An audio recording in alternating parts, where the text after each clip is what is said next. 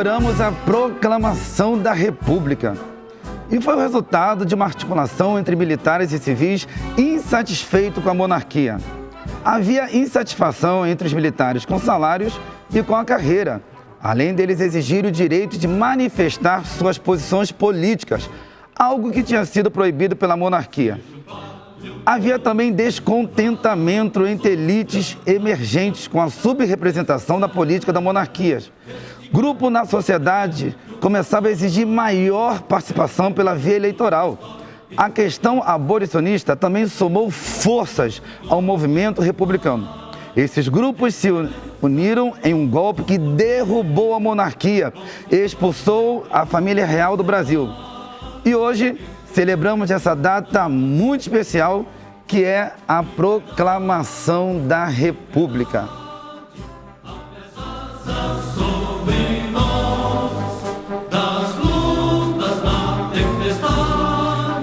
Boa tarde, Brasil! Boa tarde para todos vocês. Está entrando no programa Sempre Melhor, ao vivo para todo o Brasil e trazendo para vocês essa comemoração, essa data tão especial, que é a data da proclamação da República. Eu quero dizer para vocês, se alegrem, um bom feriado para todos que estão participando, nos assistindo aqui nessa tarde. E é com muito prazer e com muita honra que nós recebemos aqui já na nossa sala o jornalista Oscar D'Ambrosio. E aí, Renato, tudo bem? Bom feriado para você, bom feriado para quem está assistindo a gente. Vamos conversar então desse assunto hoje. Muito, e vai ser um assunto bem pertinente, seu Oscar, nós falarmos sobre essa data muito especial, que é a data da proclamação da República, e nós queremos saber tudo acerca do assunto, porque nada melhor o Oscar, que já esteve conosco aqui no nosso programa Sempre Melhor, falando outros temas muito pertinentes. Sobre Tiradentes. Sobre Tiradentes, que, aliás, hoje a gente vai conversar um pouquinho de novo sobre Tiradentes. Ele é considerado um dos heróis da República, a gente vai chegar lá mais tarde. É verdade. E já quero te perguntar, seu Oscar, por que aconteceu a proclamação? Então, como você falou na abertura, que você fez agora pra gente, foi um momento de um grande descontentamento. Havia descontentamento de todos os setores que você possa imaginar. Por um lado, os militares estavam descontentes, porque eles tinham lutado na Guerra do Paraguai, voltaram exatamente aqui para o Brasil e não foram valorizados como eles gostariam. Eles reclamavam demais, inclusive, porque sempre que eles tinham que dar uma entrevista, por exemplo, eles precisavam de ter autorização das altas patentes. Então havia esse mal-estar. Por outro lado, Renato, tem também uma crise financeira muito grande. A Guerra do Paraguai foi um momento, se gastou muito, se investiu demais. O Brasil se juntou justamente ao Uruguai e à Argentina para combater o Paraguai, foi vitorioso, mas isso gerou uma dívida imensa. Então você tinha um descontentamento dos militares, um descontentamento também da classe econômica e um descontentamento também dos donos dos escravos, os escravizados. Porque havia todo um sentimento, que os latifundiários, eles queriam receber o quê? Queriam receber algum dinheiro em compensação pela proclamação da liberdade dos escravos. Nossa! O que não aconteceu. Sim, sim. Então, perante esse universo de insatisfações, é que vai surgir justamente a proclamação da República com a esperança de construção de um mundo novo. Que até hoje nós estamos lutando por isso. E até hoje nós estamos lutando por isso, é guerra daqui, guerra dali, e muitas pessoas ficam até achando que não vai ter uma solução para esse tipo de problema, né, seu Oscar? Claro, é sempre que a gente tem uma mudança, mudança é muito difícil, mudança é muito complicado. Eu vou dar só um exemplo bem rápido, que só para fortalecer a nossa pauta. Sim, fica à vontade. Você me lembrou agora, tem um livro do Machado de Assis, que chama Esaú e Jacó. E nesse livro tem um episódio que você tem o dono de uma confeitaria, ele chama Custódio. E o Custódio, ele mandou pintar uma placa, confeitaria, e a confeitaria se chamava Confeitaria do Império. E tinha acabado de mandar fazer a placa. E aí ele recebe a informação de que tinha caído o Império e que tinha vindo a República. Aí ele fica desesperado, com os cabelos todos em pé, fala assim, mas meu Deus, o que eu vou fazer? Porque chama Confeitaria do Império, vou ter que mudar para Confeitaria da República. Aí ele vai conversar com outro personagem, etc., e aí o outro personagem diz, vamos fazer o seguinte então, vamos colocar a confeitaria então da República, para garantir. Aí ele diz, mas veja bem, nós vivemos num país tão instável, isso em 1889, mas tão instável, eu acho que é melhor colocar a confeitaria do governo. Olha. Porque aí serviria, para o Império e para a República. E aí o Custódio diz, não, mas quando se fala a palavra governo, sempre tem gente a favor e sempre tem gente contra. Então também não é bom chamar confeitaria do governo. E para terminar essa breve narrativa, o que vai acontecer? O narrador vai comentar custódio, faz o seguinte, coloca o nome confeitaria do custódio. Porque aí não interessa se é império, não interessa se é república, não interessa se é governo. Interessa que todo mundo vai saber que é a tua confeitaria. Então, quando você me pergunta um pouco, né, da importância de conversar sobre isso, é porque os tempos mudam, os nomes mudam, né? Mas, por exemplo, o custódio continua com a sua confeitaria no romance. É a confeitaria do custódio, independente de ser república, de ser império ou de ser governo. Então, eu acho que nesse contexto, eu acho que a gente tem que pensar sempre, né? Como a nossa vida continua, por mais conturbado, né, que seja um ambiente. É verdade. E, seu Oscar, por que a monarquia acabou? Então, quando a gente pensa na monarquia, né, e essa instabilidade toda, o que se chega à conclusão? Que seria a melhor situação do mundo seria qual? Você ter alguém que era a favor da monarquia, que é justamente o Marechal Deodoro da Fonseca. Ele era a favor da monarquia, mas ele se torna o líder da proclamação da República. Ou seja, para mostrar justamente a necessidade dessa transição, dessa passagem de um regime para outro regime. Não foi uma transformação popular. Você teve apenas 600, inclusive tem aquela pintura que vocês mostraram na abertura do programa, que é do Benedito Calixto, que você tem lá aproximadamente 600 militares que estiveram presentes a esse momento, né? Que foi no Rio de Janeiro, né? Que pelo que eu aprendi agora é a sua cidade, né? Você é do Rio de Janeiro. Rio de Janeiro. Então, foi lá no Rio de Janeiro que foi a proclamação da República. Então, o Marechal Deodoro da Fonseca leva os militares que o apoiavam, aproximadamente 600, e aí, né, como você falou na abertura, né, o imperador acaba saindo do Brasil. Mas não é um movimento que comoveu as massas, é um movimento que buscava o quê? Uma adequação política para uma situação de crise. Então a gente fala de crise, né? As crises acompanham o Brasil, né, há muito tempo. E a proclamação da República foi também, né, a esperança de dar uma resposta para um momento de crise muito grande. E como nós estávamos falando aqui no começo do nosso programa sobre as mudanças que andam acontecendo, em comparado ao passado, com a mudança radical e absurda que tem acontecido ultimamente, qual que seria a importância do pensamento da população para essa data de hoje da proclamação da República? Eu acho que é um momento... O que a República representa, né? Eu acho que, no fundo, isso que é muito importante. A República representa, primeiro, que você não tem mais a figura do imperador. Então, você tem todo um regime que se volta, né? Você tem o imperador, você tem a família imperial, né? Ou seja, você abre mão de todo esse universo, né? E você começa a concentrar no que nós chamamos de pensamento republicano. E o que é um pensamento republicano? Ele não vem, né, de cima para baixo, mas ele vem de baixo para cima. Né? Daí as eleições serem tão importantes, seja desde a eleição para vereador até a eleição para presidente.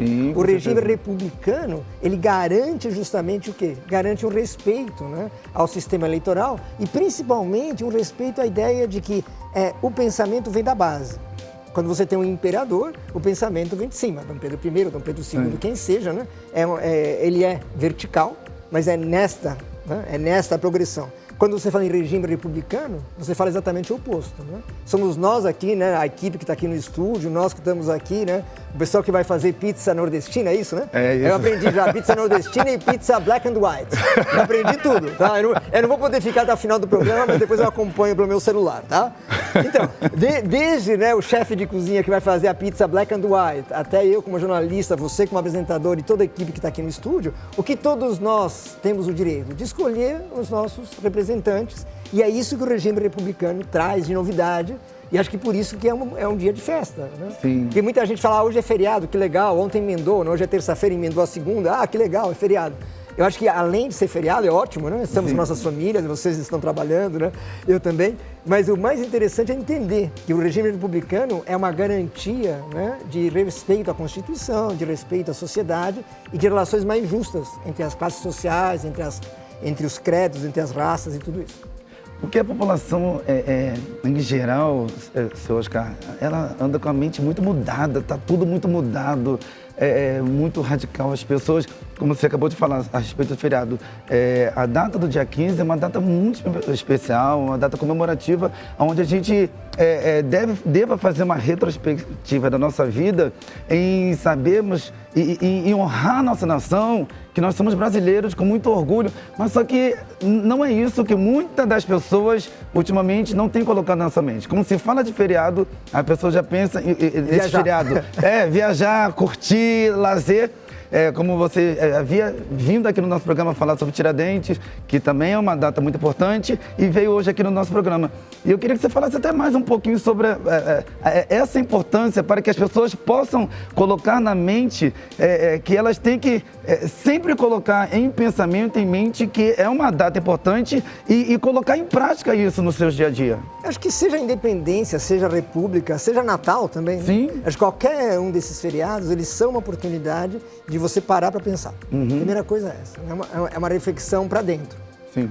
E acho que isso a gente não vem praticando, né? Sim. A gente vive uma sociedade que todo mundo gosta de falar, né? Na fala, todo mundo gosta de falar e ninguém gosta de ouvir. É bom. Sim, Eu acho que isso, né? Quer dizer, isso está relacionado com todo o sistema educacional também, lógico, a mídia, né? Com tudo isso. Mas especificamente o que você trouxe, né, para a pauta, eu acho que é uma oportunidade de pensar o Brasil hoje, né? Mas não é só pensar o Brasil no sentido abstrato, é pensar o Brasil e é pensar o próximo. A gente estava conversando aqui, né? Quando a gente tem essa mesa, não sei se a câmera mostra, acho que não mostra, mas tem uma mesinha aqui na frente, né? Mostra. Você tem 2 copos da água, né? Você tem uma escultura, você tem objetos, você tem uma série de elementos. Isso foi preparado, foi montado por alguém. Sim. E se a gente não se relaciona, não tem essa empatia, né, com o próximo, a gente não está seguindo os ideais republicanos. Os ideais republicanos são justamente esses, né? De pensar tudo, né? Teve alguém que montou esse cenário, tem alguém que colocou esse sofá. E, infelizmente, a gente acaba esquecendo isso, né? Seja um momento, seja a República, seja a Independência ou seja o Natal. Então, acho que hoje é um dia para pensar um pouco, né? O que nós fazemos refletirmos, também pessoal. Pelo outro, né? Refletirmos, colocar a cabeça para poder pensar mais e não ficar só esperando pelos outros, né? A própria pessoa, ela ter atitude, ter posicionamentos e refletir na data. E muitos, como eu acabei de falar aqui também, as pessoas falam assim, eu sou brasileiro. As pessoas falam de boca que é brasileiro, mas elas não exercem aquela função do natural de ser brasileiro com orgulho. Eu tenho observado muito isso ultimamente. Não, eu acho que a gente tem que tomar muito cuidado com o que a gente fala, de que seja verdade. Sim. Eu acho que a gente praticar. E praticar. Não adianta ter um discurso maravilhoso, né? Seguramente pela tua experiência de entrevistador e como comunicador. As pessoas falam maravilhas, né? Uhum. Aí você vai ver depois as ações dessas pessoas. São contrárias. E são exatamente o contrário. Então, eu acho que é um momento, como você falou, acho que eu vejo como um momento, sim, de reflexão, mas que, infelizmente, né, a pessoa pensa mais em viajar. Mas tudo bem, né? Vamos lá, a vida é assim, né? Vamos a vida aceitar. segue. Mas poder conversar disso, eu acho que já é importante. É verdade. E quais que seriam os principais símbolos da República, seus caras? Quando a República é proclamada, é muito interessante, porque você tem 3 grupos, tá? Bem rapidamente, sem cansar ninguém. Não, fica à vontade. Tem um grupo que é o grupo ligado à Revolução Francesa. Liberdade, né? Igualdade, fraternidade. Então vai ser os ideais da Revolução Francesa. Tem um outro grupo, né, que segue os ideais dos Estados Unidos, aquela ideia federativa, em que os estados são extremamente importantes, né? Cada estado é extremamente importante. E você tem um terceiro grupo, que é o grupo ligado ao pensamento positivista, que é um grupo que diz que a mediação que nós temos com a realidade não deve ser feita, inclusive, pela religião, né? O positivismo prega justamente isso.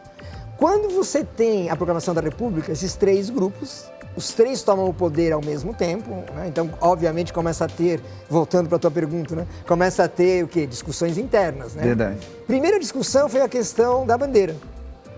Se nós temos uma república, nós temos que ter, né, uma bandeira. A primeira bandeira que foi feita era uma bandeira igualzinha à bandeira americana, que era o grupo americano. Era a bandeira igual à bandeira americana, que você tinha, em vez das cores, né, vermelha e azul, você tinha as cores verde e amarelo. Essa foi a primeira bandeira, que não foi aceita, né, rapidamente, ela foi usada apenas por 2 ou 3 dias. Sério? E logo em seguida, você teve uma alteração para tomar a bandeira anterior, né, que é muito próxima da nossa atual, em que você tem... Por que é verde e amarela a bandeira do Brasil? Fala pra gente. Eu tô perguntando. Por que você lembra... Não, se eu falo assim, as cores do Brasil são verde e amarelo, por quê? O que você lembra, assim? Primeira reflexão. Quando você pensa em verde, você vai pensar em natureza. Natureza, isso. E o amarelo você vai pensar em ouro. Ouro, então, justiça. Então, na verdade, inicialmente, na época do imperador, era o nome das casas reais. A casa de Habsburgo e a casa de Orleans, né? Orleans e Bragança, que são as casas do imperador, né? Do Dom Pedro II e da sua esposa, né? A Leopoldina. Quando tem a República, a bandeira permanece parecida, mas muda todo o sentido. Então você tem um texto, né, que é feito, que diz assim: nós republicanos acreditamos que o verde é o quê? O verde, a representação da natureza. O amarelo, a representação do ouro, né? Do poder. E aí nós temos a ideia do céu, né? Que são as estrelinhas, onde cada estrela vai simbolizar justamente, né? A posição do céu no dia 15 de novembro, que é o dia da proclamação da República. Caramba. Então, isso surge, na verdade, então esse símbolo surge exatamente nesse momento, né? E, inclusive, a representação foi equivocada. O Cruzeiro do Sul estava invertido, porque foi alterado somente no século passado, no século XX, porque havia um erro de astronomia, né? Um outro hino, né, também bem rapidamente, só para citar para você, é a questão do hino. Quando foi proclamado o hino, você tem hino, que legal, tem um hino. Tem. Aí o que se ia cantar? Não tinha um hino da República. O que se cantou foi a Marselhesa, né, que é o hino justamente da França, né, que todo mundo, né, lembra, né, principalmente para quem gosta de Fórmula 1, né, quando Alain Prost ganhava as corridas de Fórmula 1, né, sempre tocava o hino da França, etc. Aí, não, você não podia ter o Brasil usando o hino, que é um hino francês, não tinha o menor sentido. Então é aberto um concurso público para se escolher o hino, né, que seria o hino da República. Foi péssimo resultado. Foi feita uma avaliação, todas as músicas foram consideradas muito ruins, as letras muito ruins. Então, o que aconteceu? O povo, em uma cerimônia pública, disse, vamos pegar o hino da independência, a mesma melodia, né, o hino nacional que você conhece, só que a letra vai ser nova. Então, caramba, com a República, a gente ganhou, né, a letra atual, que todos nós cantamos, que nós conhecemos, ela é uma criação republicana também. Então, a bandeira nacional, né, que a gente exalta hoje, né, que é símbolo nacional, que vai aparecer agora na Copa do Mundo, né? Agora, semana que vem, começa, semana, domingo agora. Começa a Copa do Mundo. A bandeira nacional e o hino nacional são duas conquistas da República. E um terceiro elemento, bem rapidinho, é o herói. Veja bem, quem seria o herói da República? O Marechal Deodoro da Fonseca não emplaca, porque ele era monárquico. Ele só se transformou exatamente em republicano por questões políticas, né? Como a gente estava conversando. Sim. As outras pessoas eram senadores, eram integrantes do sistema político, mas tinha aquele ser que você mencionou, nosso querido Tiradentes. Tiradentes não tinha nada escrito, não tinha nenhuma fotografia. Portanto, o que a República faz? A República vai dizer, nossa, vamos pegar esse herói que morreu, foi o único, né? A única pessoa que foi morta, né, dentro da Inconfidência Mineira, e ele vai se tornar o herói da República. Ele é o primeiro brasileiro que luta justamente pelos ideais republicanos. E tem aquela morte trágica, né, que ele é esquartejado. Aí você vai dizer, tá bom, mas por que emplacou? Porque foi decidido que todas as pinturas sobre Tiradentes, como a gente conversou inclusive em abril, assemelham Tiradentes a Jesus Cristo. Nossa! Não há nenhuma foto de Tiradentes. Ele não sabe como era Tiradentes. Mas se eu perguntar para qualquer pessoa aqui qual a carinha de Tiradentes, você vai lembrar, né? Ele é loiro, olho claro, cabelo comprido, magro, quer dizer, é Jesus. É igualzinho a Jesus. Então, isso é construído. Isso remete muito ao que você estava me perguntando, né? Da importância da República hoje. Tanto a bandeira, quanto o hino, quanto o herói da República, eles são construídos pela sociedade. E acho que isso não tem nenhum pecado, eu não acho que isso seja ruim, mas é importante que as pessoas tenham consciência, né? Quando você está cantando o hino, você está exaltando a República. Quando você coloca a bandeira, né, e você vai cantar o hino nacional olhando para a bandeira, você está falando da República. E Tiradentes é um símbolo, né, da República muito forte, que depois é desconstruído, né? Depois que a gente tiver tempo, se vocês consultarem quem está nos acompanhando, a Adriana Varejão, tá? Assim, Adriana Varejão. Se você pegar o Instagram dela, né? Adriana Varejão, o que ela vai fazer? Ela pega a imagem do Tiradentes, né? E desmonta e desconstrói. E vai fazer uma instalação, né? Que é super famosa, etc. Então, ou seja, ela está desconstruindo apenas a figura de Tiradentes? Não. Ela está dizendo, olha pessoal, esse Tiradentes que você conhece, ele foi construído pela República. Ele não tinha rosto, ele não tinha um corpo, ele não tinha uma fala. Ele foi construído exatamente para quê? Para que a República se tornasse popular. Como os nomes de ruas, né? No Rio de Janeiro, até mais forte isso que em São Paulo. Vamos usar até o gancho, né? É verdade. Você tem todos os nomes, todos é forte, né? Boa parte dos nomes de ruas, né? São nomes que vêm justamente do... Então, você tem Quintino Bocaiúva, Floriano Peixoto, Deodoro da Fonseca, todos esses nomes são o quê? São pessoas que lutaram pela República. Epitácio Pessoa, aí ó, tô lembrando assim de cabeça. Aqui em São Paulo também tem, mas no Rio de Janeiro tem muito mais. Tem muito mais, porque é fascinante, porque o que fez a República? Começou a pegar os nomes das ruas e começou a alterar com os heróis, com os líderes republicanos. Poder. Ou seja, quando a pessoa olhava o nome da rua, lembrava do quê? Nossa, essa é uma figura importante da República.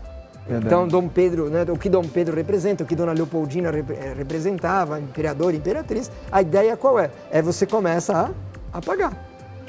Como aconteceu, né, com a cultura negra, como aconteceu com a cultura indígena. É o mesmo raciocínio. Né? Quanto tempo demorou para você estudar, para eu estudar, sei lá, Zumbi dos Palmares, por exemplo? Eu comecei a estudar Zumbi dos Palmares quando eu já estava no ensino médio. Porque até então, né, você não tinha uma preocupação de estudar a cultura negra. É verdade. E no próximo domingo agora é o Dia da Consciência. A Consciência Negra agora, dia 20 de novembro. É o Dia da Consciência Negra, que também, bom, é uma outra pauta, né? Mas é só para dar uma deixa rápida. Quando a gente pensa no Dia da Consciência Negra, a gente está falando de esquecimentos, de apagamentos, né? E tudo isso que vem para a tona. Se você me permite uma dica, posso dar uma dica cultural? Por favor. Né? Se vocês puderem, quem está aqui em São Paulo, né? Você tem no Museu da Imagem e do Som aqui em São Paulo uma exposição que é grátis, tá? Pode entrar, então, sem custo algum, que é um projeto, né, com céus, né? E um projeto com umas ONGs, que são 81 imagens de homens e mulheres negras que ajudaram a construir esse país. Então você tem desde Clementina de Jesus até, né, Calbi Peixoto, quer dizer, até figuras políticas, a primeira médica brasileira negra. Então qual que é a ideia? São 81 imagens com 81 grafiteiros. Que legal. E cada grafiteiro escolheu exatamente uma pessoa negra e essa exposição, como eu falei, é gratuita aqui em São Paulo, no Jardim Europa. Vale a pena para quem tiver tempo. Ela fica até o final de novembro. Final de novembro. Então... Olha aí, fica a dica. E, seu Oscar, quais são as lições que a gente tira desse episódio? Eu acho que a primeira lição, a mais importante de todas, é entender que pensar a República é pensar o nosso cotidiano. É pensar o que nós somos, para onde nós podemos ir. A República só tem sentido se a gente pensar no futuro. Acho que vivemos momentos difíceis, né, momentos de tensão, mas me parece que a sociedade ela deve caminhar para essa união. Porque somente com essa união, né, com a empatia entre uns e outros, é que a gente vai conseguir construir um país melhor.